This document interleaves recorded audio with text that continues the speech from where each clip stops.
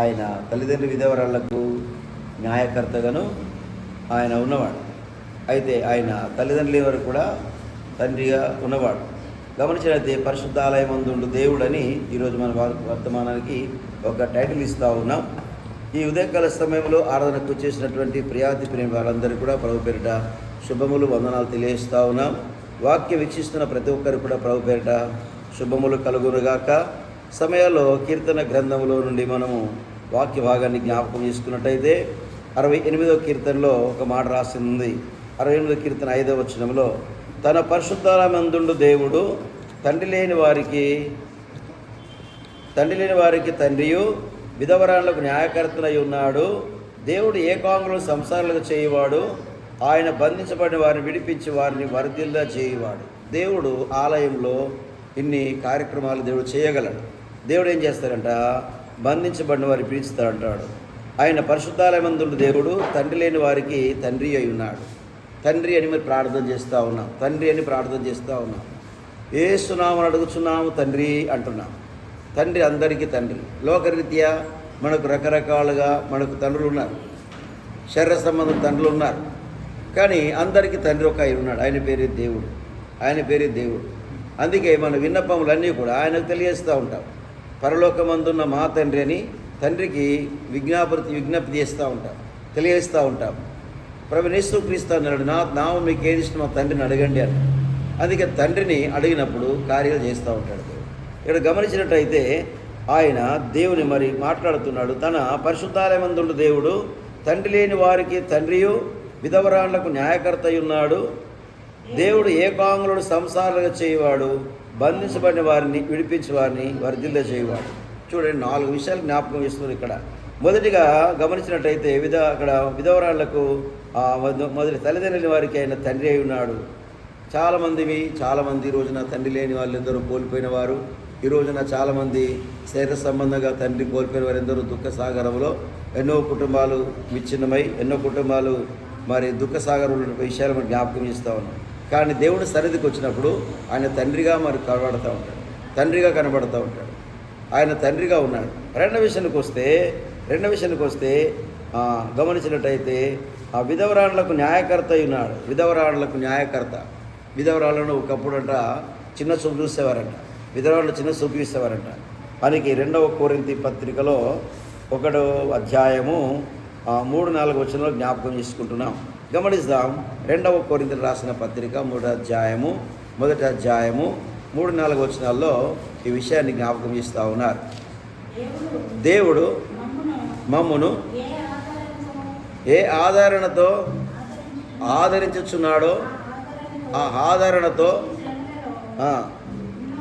ఇట్టి శ్రమలలో ఉన్నవారిని ఆదరించుటకు శక్తిగలవారు అవునట్లు ఆయన మా శ్రమ అంతటిలో మమ్మును ఆదరించు. అన్ని శ్రమల నుండి ఆదరిస్తూ ఉన్నాడు. ఒక తండ్రిగా, ఒక తల్లిగా, ఒక స్నేహితుడిగా, ఒక బాధ్యత గల వ్యక్తిగా దేవుడు మనల్ని ఆదరించుకుంటూ వస్తూ ఉన్నాడు. కనుక దేవుని మందిరానికి వచ్చినప్పుడు ఆయన పరిశుద్ధాలయమందుండు దేవుడు ఆ దిక్కులేని వారికి, విధవరాళ్లకు మరి ఆయన దేవుడై ఉన్నాడు. అయితే అంతేకాకుండా ఏకాంగులను ఆయన సంసారాలుగా చేయవాడు.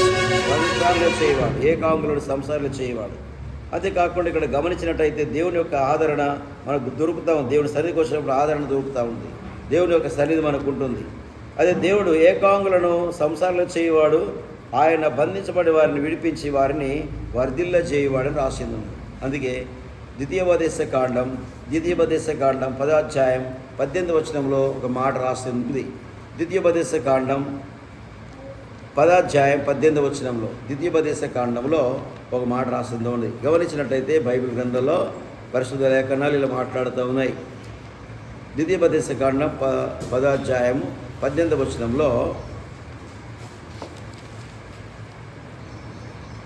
10వ అధ్యాయము 18వ వచనంలో ఏమి రాసింది ఉందంటే, ఆయన తల్లిదండ్రులు లేని వారికి విధవరాళ్ళకి న్యాయం తీర్చి పరదేశి అందు దయ చూయించి ఆ అన్న వస్త్రములు అనుగ్రహించువాడు అని రాసింది ఉంది. ఎటువంటి వాడు దేవుడు అంటే తల్లిదండ్రుల వారికి తల్లిదండ్రిగా ఉన్నాడు. ఆయన తల్లి లేనివారు తండ్రి లేనివారు ఈ లోకంలో ఎందరో శరీర సంబంధంగా ఎందరో ఉన్నారు. కానీ ఆయన తండ్రిగా ఉన్నాడు, తల్లిగా ఉన్నాడు, మనల్ని ఆదరించేవాడు.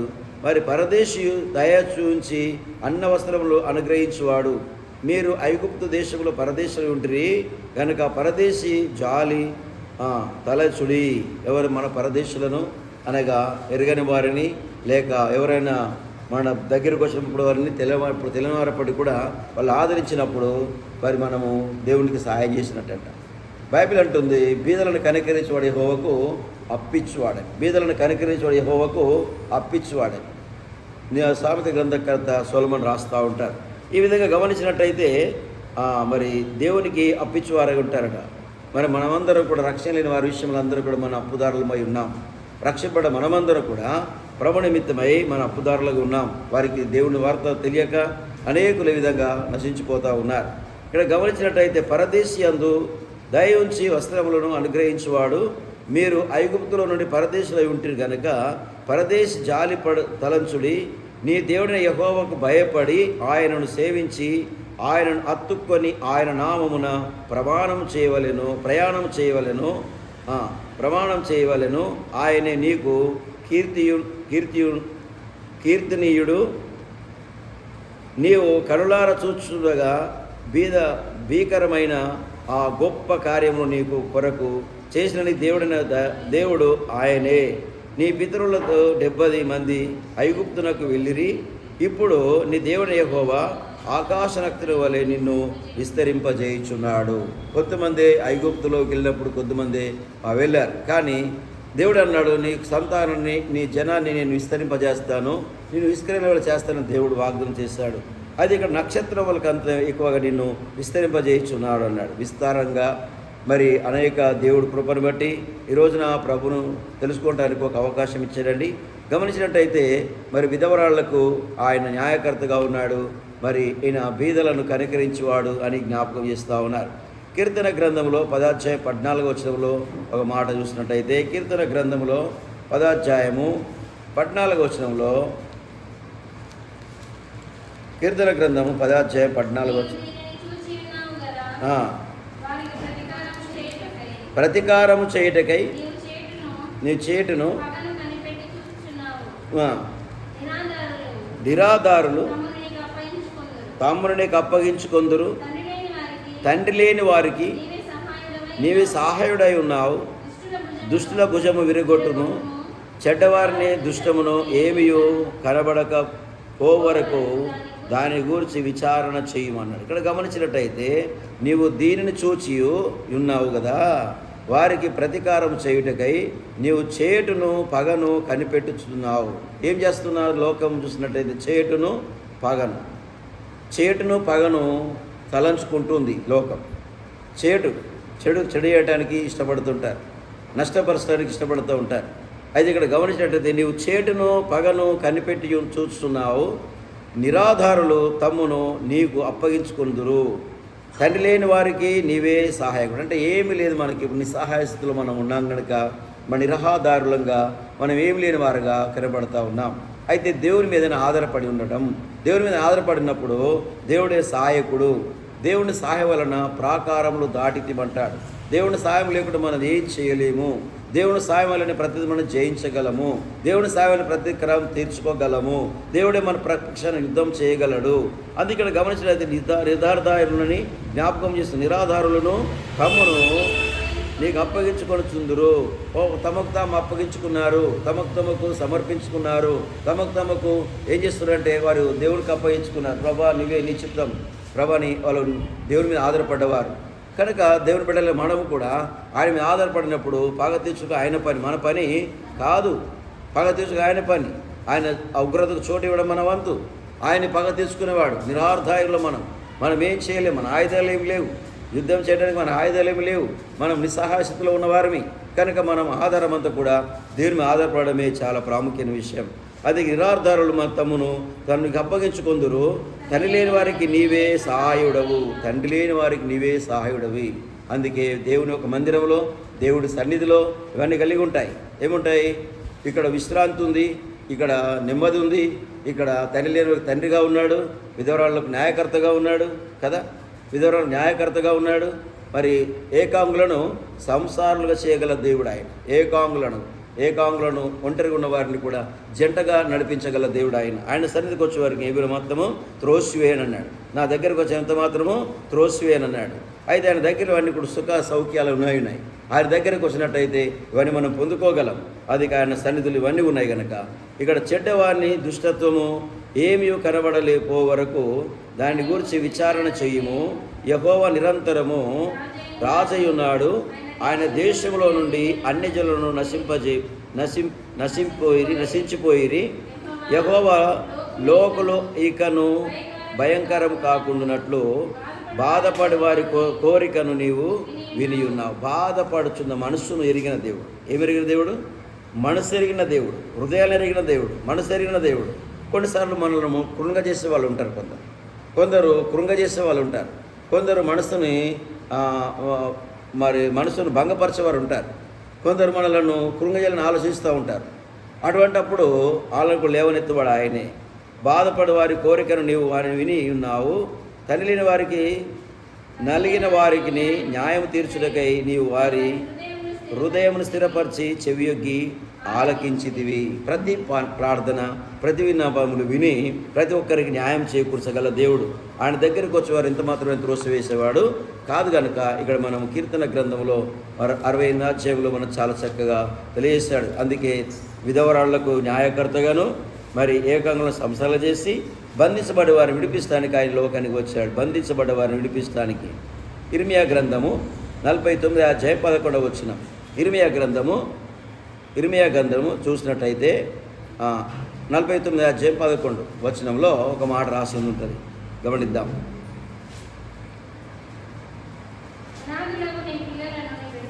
ఏమంటే అనాథలకు నీ పిల్లలను విడువము, నేను వారిని సంరక్షించదని. ఎవరు? దిక్కులేని వారికి ఎవరు? దిక్కులేని వారికి ఎవరు దిక్కమ్మా? దేవుడే దిక్కు. దేవుడే తల్లిగాను, తండ్రిగాను, సంరక్షకుడుగాను, కాపరిగాను, నాయకుడుగాను, అధ్యక్షుడుగాను ఉండి నడిపించగల దేవుడు ఆయన. ఆయన మీద ఆధారపడితే ఎవరి మనసు ఆయన మీద ఆనుకుంటుందో వారిని పూర్ణ శాంతి గలవారుగా చేస్తూ ఉంటారు. మనసును ఏకాగ్రత కలిగి మనసును కేంద్రీకం చేసి దేవుని చూసినట్టయితే మనల్ని శాంతిపరచగ దేవుడు ఆయన. ఈ శాంతి సమాధానం అనేది లోకంలో చాలా కరువైంది, చాలా పొదువైపోయింది. శాంతి సమాధానం లేక లోకమంతా కొట్టుమిట్టాడిపోతూ ఉంది. ఏమండి, ఎక్కడ చూసినా గందరగోళం, ఎక్కడ చూసినా అధోగతి. ఇక్కడ గమనించినట్లయితే అదే 11వ వచనంలో అనాథలకు, ఎవరు అనాథలు అంటారు? అనాథలు అంటే ఎవరండి? తల్లి తండ్రి లేని వారిని ఏమంటారు? అనాథలు అంటారు. అయితే మనం అనాథలము. ఇప్పుడు అనాథలం ఆదరణ కలిగిన వారమా? అనాథలమా? మనం కాము. ఎందుకు అనాథలం కాము? ఆదరణకర్త అయిన సత్యస్వరూపైన పరిశుద్ధాత్ముడు మన మధ్యలో ఉన్నాడు. యోహాను స్వార్త మరి అక్కడ చూసినట్టయితే 14వ అధ్యాయము 15-16 వచనాల్లో జ్ఞాపకం చేస్తూ ఉంటాడు. మీరు అనాథలుగా కారు అన్నాడు. అందుకే మీరు అనాథలుగా కారు, మీరు సత్యస్వరూపైన పరిశుద్ధాత్మను మీ మధ్యలో ఉన్నాడు కనుక, మన మధ్యలో ఉన్నాడు కనుక మన అనాథలం కాము, ఎవరు లేని వారం కాదు, అన్ని ఉన్నవారిమి. ప్రభు అయిన యేసుక్రీస్తు ద్వారా మనం అన్ని ఉన్నవారిమి. అందుకే గమనించినట్టయితే తండ్రి లేని వారు కాదు, దేవుడు మనను అనాథలు ఇవ్వలేడు. చదమ్మా. యోహాను సువార్త 14వ అధ్యాయము 15-16 వచనాలు. నా నామమున మీరు నన్ను ఏమడిగిన చేతును ప్రేమించడలా నా ఆజ్ఞలు గైకొందురు. నేను తండ్రిని వేడుకొందును. ఎవరిని? నేను తండ్రిని వేడుకొందును. అంటే తండ్రి లేని వారికి తండ్రిగా ఉన్నాడు. తండ్రిని వేడుకొందును. ఆయన వేరొక కాదని సత్యస్వరూపమైన పరిశుద్ధాత్మను మీకు అనుగ్రహించును. లోకం ఆయనను చూడదు, ఆయన ఎరగదు. కొన్ని రోజుల తర్వాత, కొంతకాలం తర్వాత లోకం ఆయనను ఎరగదు. లోకం ఎరగడానికి ఆయనకు అవకాశమే ఉండదు. ఎందుకనగా ప్రభు రాకడ బహు సమీపంగా ఉంది కనుక. అందుకంటాడు ఇక్కడ, మిమ్మల్ని అనాథలు విడిచి వెళుతలేను, సత్యస్వరూపమైన పరిశుద్ధాత్మని మధ్యలో ఉంచి వెళుతున్నాను అని చెబుతూ మాట్లాడుతున్న మాట. అయితే ఇది సంగతి లోకస్తులకి తెలియదు. ఎవరికి లోకం ఎరగడానికి కూడా అవకాశం లేదు. ఇక అందుకే ఇది అనుకూల సమయము, రక్షణ దినం. ప్రియాతి ప్రియుల సహోదరులారా, ఇది వాక్యం ఉన్న ప్రియాతి సహోదరి సహోదరుడా, ఈరోజు అనుకూల సమయం, ఇది రక్షణ దినం. ఈరోజు మనది, రేపు మనది కాకపోవచ్చును, రేపు మనది కాకపోవచ్చును. అందుకే అది అనుకూల సమయమందు నీ మొర ఆలకించి నీ రక్షణ దినమందు ఆదుకుంటున్నాను బైబిల్ రాసింది ఉంది. ఆయన దగ్గరకు వచ్చి ఎప్పుడైతే మొర పెడతావో ఆయన ఆదుకునేవాడు, రక్షించేవాడు, ఆయన రక్షకుడుగా ఉన్నాడు. అదే గమనించినట్టయితే మొదటి సమూయేలు గ్రంథంలో 2వ అధ్యాయం 5వ వచనంలో, మొదటి సమూయేలు గ్రంథము 2వ అధ్యాయము 5వ వచనంలో ఒక మాట రాసింది. గమనిద్దాం. అయితే 1వ సమూయేలు గ్రంథము 2వ అధ్యాయం 5వ వచనం, సౌలును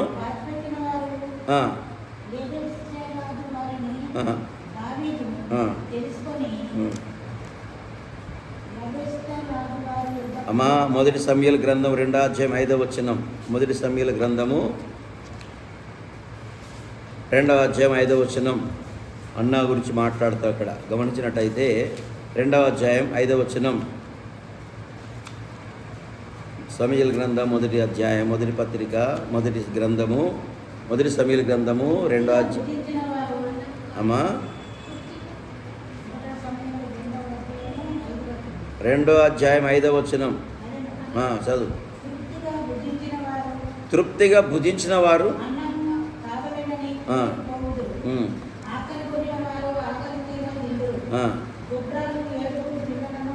కనును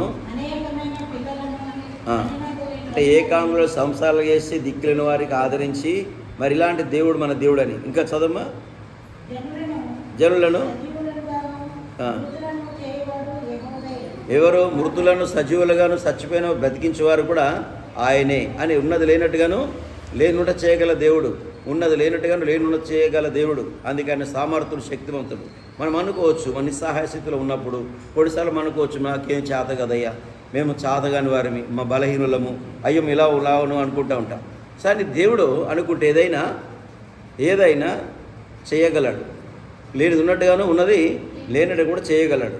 అందుకే మనం ఆయనను ఆనుకోనాలి, ఆయన ఆధారపడాలి. 146వ కీర్తన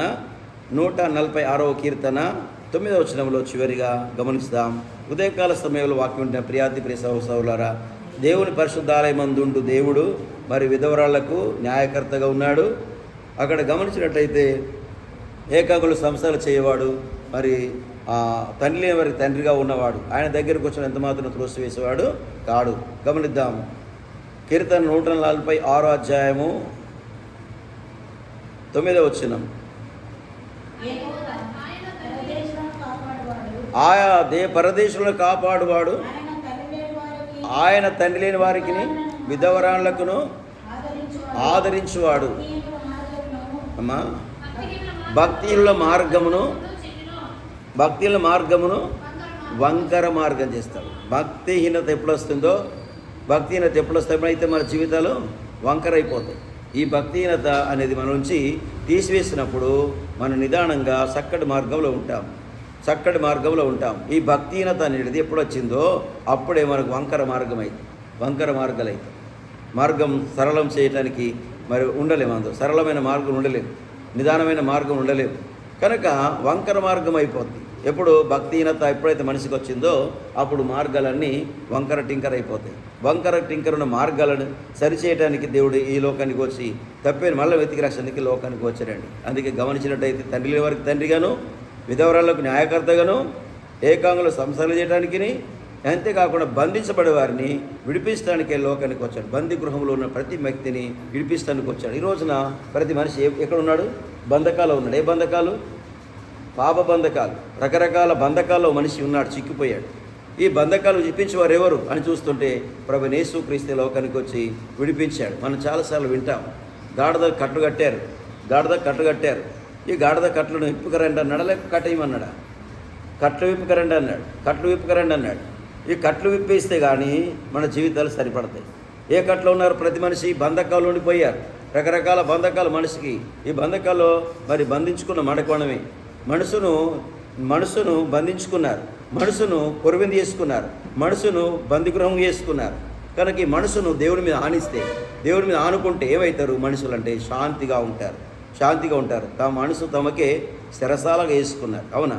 తన మనసును తనకే శిరసాలగా వేసుకున్నారు. నేను ఇదే గీత గీసుకుంటే ఇందులో ఉండాలి, ఇక్కడికి వెళ్ళి బయటికి వెళ్ళకూడదు. గీత గీసుకొని అందులో ఉండాలి. ఏ గీత అది? ఈ మనసును దేవునికి ఇవ్వకుండా ఈ మనసును మన చుట్టే మన ప్రాంతం తిప్పుకుంటాం, మన చుట్టూ మనకు తిరుగుతున్నాం. అలా కాదు. మన మనసును ఎవరికి ఇవ్వాలి? ఇప్పుడు దేవుని మీద ఆనుకున్నప్పుడు వారికి శాంతి, సమాధానం వస్తుంది. ఈ రోజున చాలామంది అట్లా లేదు. ఎట్లున్నారంటే నేను నడవాలి, నాదే నడుతుంది, నాదే నడిపించాలా అనే ఒక భావన లేదా అలాంటి ఉద్దేశంతో కలిగి ఉన్నారు. ఇది దేవుడి చిత్తమేనా కాదనే ఆలోచన లేదు మరజనకు. ఏమున్నది? ఈ రోజున నా మాట నడుస్తుందా లేదా, నేనంటే 10 మంది వింటున్నా లేదా, నేనంటే 10 మంది భయపడుతున్నా లేదా, ఇది తన మనసును ఏం చేసుకున్నాడు? తన చుట్టూ దింపుకుంటున్నాడు. కానీ ఇది నా చిత్తం కాదు, దేవుడి చిత్తమేనని దేవుడి చిత్తానికి అప్పచెప్పుకోలేదు. ఈ రోజున తన మనసును కురవింది చేసుకొని తన మనసును తన చుట్టూ దింపుకుంటున్నారు, సరసాల వేసుకున్నారు. అలా కాదండి. ఈ రోజున మనం సకల చింత యావత్తు ఆయన మీద వేయండి అన్నాడు. దేవుడికి స్తోత్రం. తన సకల చింత యావత్తు ఆయన వేసినప్పుడు మనము యథార్థమైన హృదయాలతోని యథార్థమైన బ్రతుకుతో జీవిస్తూ ఉంటాం. యథార్థం ఎప్పుడు వస్తుంది? తనను ఆనుకొనున్నప్పుడు, తను వెంబడించినప్పుడు, తను అనుసరించినప్పుడు, తను ఆనుకొని వెంబడించినప్పుడు మనకు ఒక యథార్థమైన మనసు వస్తుంది.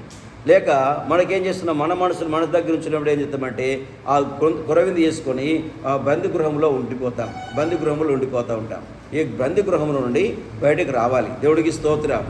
తన మనసు తన శిరసాల చేసుకోకూడదు, దాన్ని విడిపించాలి, బయటకు తీసుకురావాలి, దేవుని మీద ఆనుకోవాలి. ఎవరి మనసు ఆయన మీద ఆనుకుంటుంది వారిని ఏమవుతారంట? పూర్ణ శాంతి గలవారైతారు. దేవుడి మాటల వాక్యము మనందరాత్మ దేవుడు దీవించి ఆశీర్వదించును గాక. ఆమేన్.